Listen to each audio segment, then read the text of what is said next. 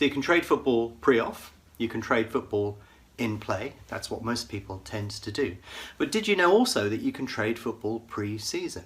And not only that, it's a very intuitive and easy way to understand how to get a decent trade within the market. And that's what I'm going to talk about in this video. So yeah, me and football go back many, many years. It was the first market that I properly modelled. I wanted to understand how to model a football match, why that would occur that way, what influenced in play, and this was way before anybody had really sort of done that sort of stuff. This was back in the late 80s.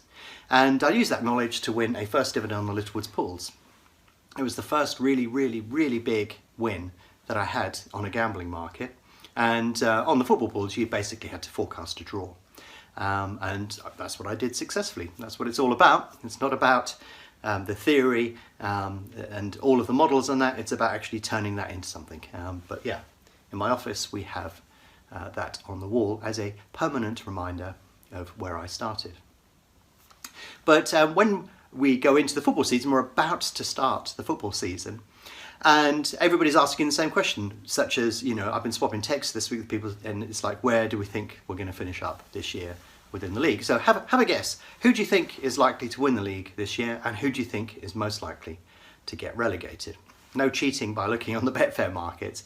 Just have a think off the top of your head in terms of who you think will be at either end of the table. Now obviously in the Premier League, Manchester City were very dominant last year, and their dominance is expected to continue into this year. So you would necessarily put them at the top of the league. After all, Pep Guardiola, I can't even say his name, Pep Guardiola is a fantastic manager, isn't he? Or is he? The fact remains that Manchester City have spent more money than anybody else on player acquisitions, and that's why they won the league. So I've done videos on this before. It's that basic. The more you spend, the higher up the league you will finish. And if you outspend your rivals, then generally speaking, as long as nothing unusual goes on, then generally you will end up higher than most of your rivals. The gear is leagued up that way. It's unfair, and basically if you're not in that top 6 highest spending clubs, you probably have no chance. Now, strange things do happen now and again, but it's generally not the rule. It's the exception rather than the rule. At the other end of the table, though, it's a little bit easier because teams that spend very small amounts of money are the ones that tend to get relegated. They just can't compete.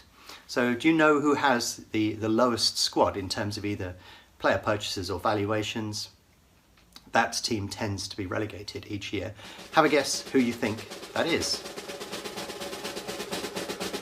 This year it's Cardiff City. Most of the promoted clubs have outspent Cardiff, and Cardiff have spent very little, so they would be the club that you'd expect to see likely to be relegated. They just have not spent enough money to remain in the Premier League.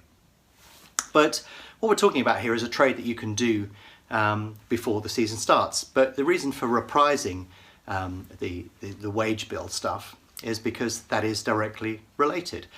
I have done videos on wage bill and correlation to final league position. What I'll do is tag those on the back end of this particular video so that you can actually have a look and read through that in much greater depth and see the correlation. I'm not going to cover that in this video. What I want to cover in this video is how does that influence prices before the season starts. Now in some leagues you have promotion markets, and all of them have relegation markets. It only tends to be the top tier that have very active winner, stroke promotion and relegation markets. So if you look at the Premier League, the winner market is quite big, and if you look at the relegation market, there will be a lot of activity on that over the course of the season. I love trading relegation markets. When a club like Man City are dominant and their price is short in the winner market, sometimes you turn your attention to the other end of the table and trade the relegation markets. They can be great little markets to trade over the course of the year. And then usually a cluster of, in the same way that you have a cluster of teams at the top that spend enormous amounts of money, you have a lot of teams at the bottom that can't afford to spend much money, and they just fight it out in a mini league effectively over the course of the season. So yeah, check out the relegation markets as we move through the season. But let's have a look, and what I'm going to do is I'm not going to give you the information, I'm going to get you to think it through in your head so you can see if you could have done these trades as well. But let's have a look at Manchester City to start with. You know, how much have they spent during the summer transfer window? Have they brought in brand new players? Well, no, they haven't actually. They haven't brought in that much. They haven't been that active. But they were miles ahead of the league last year anyhow, and that's probably expected to continue. So they haven't really brought in huge amounts of players, but they probably don't need to. So if you look at their price within the market, what do you think has happened? How has that price changed from when the market opened for the Premier League winner to the end of, or to where we are now within the transfer window? What do you think's happened with that if they haven't really done that much? Well, it's been an unusually active market is the answer, probably because they're odds on. Most odds on shots tend to have active markets.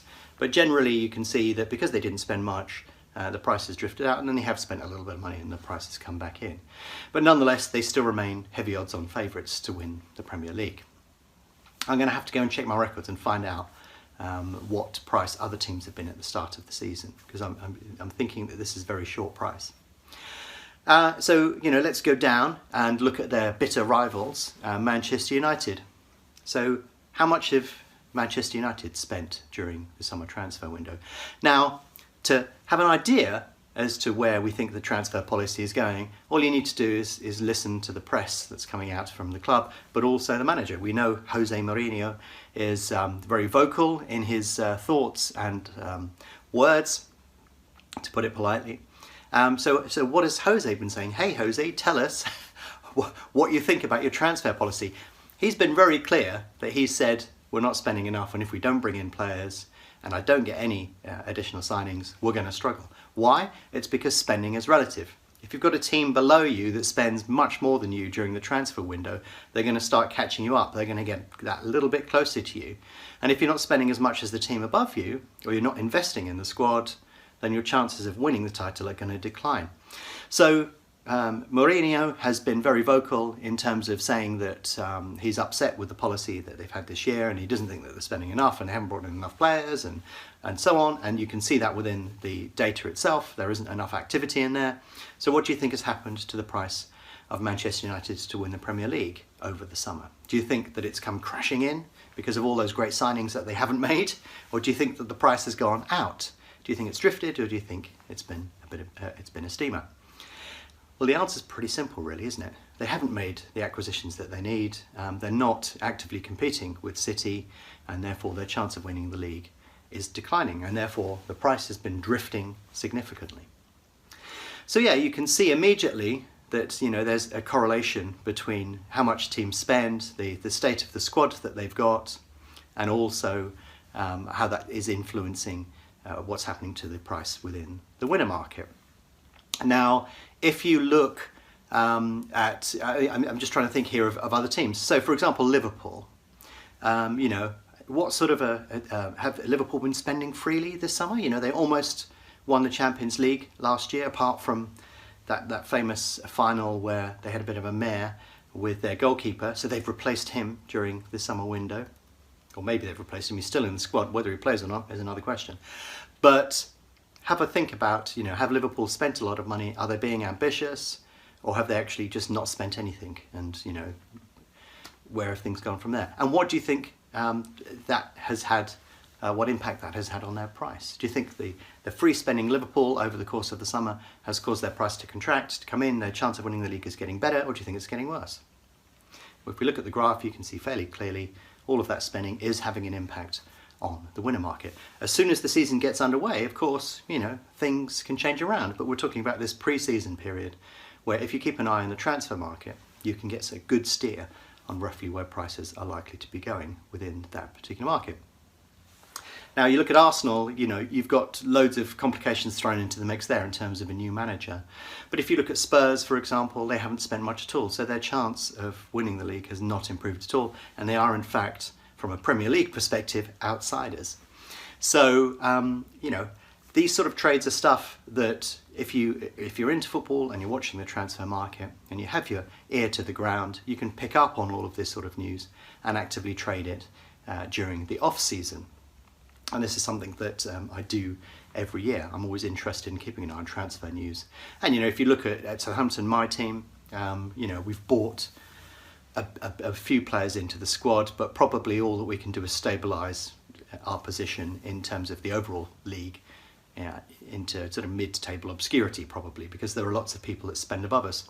You can go to websites, I may do a video on this in a second, where they actually list all of the spending by teams above and below and up and down the league, how much they've spent, what the market value of those squads are, and that will give you a good steer on where these teams are expected to finish within the league. It never quite happens that way, but nonetheless it gives you a pretty good steer.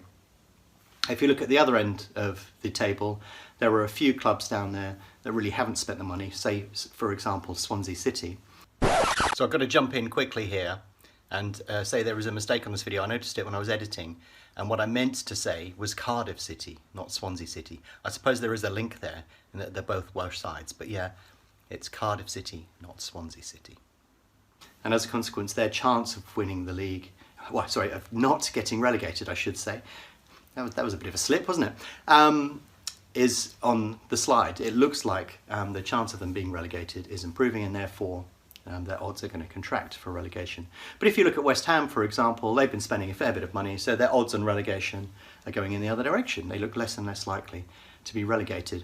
Some of the promoted teams have spent heavily this year, so as a consequence, if your team is towards the bottom of the Premier League and you haven't spent heavily in the summer, you're probably going to be chased down by some of these smaller teams.